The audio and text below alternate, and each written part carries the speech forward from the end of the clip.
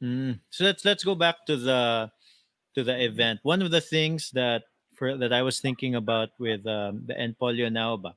How long have you guys been doing an event for that And polio, or a second year pa. fundraising? Second year, but yeah, that was really the first year last year. Well, there have been, I know there have been a lot of, if you're talking about the cycling event only, there have been Yeah. a lot because actually the End Polio Ride cycling event that we did last year was inspired by an End Polio Ride cycling event that our club attended in Tucson, Arizona in 2015. So that has been going around for about 25 years already. And of course, the concept of riding for a cause, pledging for a cause, it's pretty new in the Philippines, especially in Cebu. So that's why in 2015, when we did it, it was it was hard to make our friends understand. Unsa man ang pledge? What's pledging? What do you do? So it's like an effort. You pledge money to that person for doing an effort, and if that effort is realized, then that pledge becomes a donation. So Mm. enter September 2019 when myself, Stephen, or our then President Mike Torres, we heard about the polio virus coming back to the Philippines, and in fact there was two cases in Mandaue. So we said, oh, why not do something? Stephen, myself, Edward, Jacob. There's a lot of cyclists in our club and pretty active.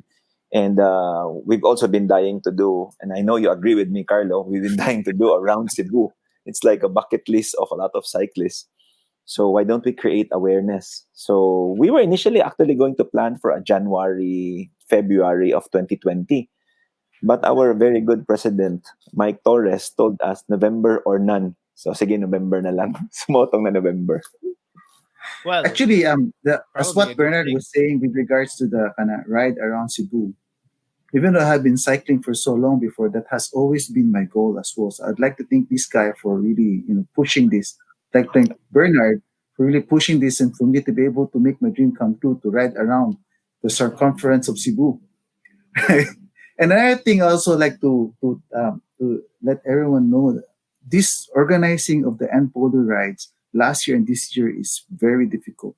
So many things to look out to and everything. And I'd like to, give my, as I say, a big round of applause to Bernard for heading, for spearheading, and for being the committee head for this and organizing everything.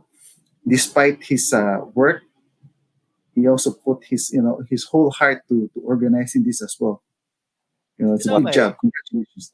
yeah, organizing an event is hard. And yeah, you were doing the funny thing to get with you was that you were organizing it, and you of course you cycled it also.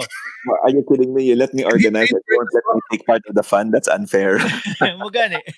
So like I know this is a bad question, but like how do you do it, right? Like kanang, how do you organize everything? How do you put it all together? Uh, well, I've really had an experience of organizing because for the last 10 years, I've been the chairman of the PhilConstruct. It's a construction exhibition that's held every June here in Cebu. And prior to that, I've had a lot of experience with our hardware association group because I'm in the hardware industry. So I think it comes second nature to me to organize something. Contrary to, it really depends on the exposure of the person. So I'm so used already to talking to so many people and organizing so many things. So it's just more cumbersome. But as far as your stress levels are concerned, I think it's easier to manage because you know you can do it already. Plus the fact that our main business is hardware and construction, so I practically talk to engineers, contractors, architects on a daily basis, and steps of in building a house.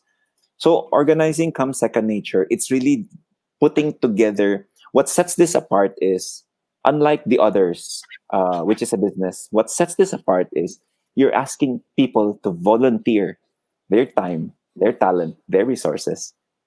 That's what makes it a lot more difficult because you cannot impose to Mm. them anything. I can't force Stephen to step, please ride. You cannot say no. I mean, there's always that. There's always that uncertainty at the last minute that you will say like even for you, Carlo, diba? For the ride for the year two nga ride.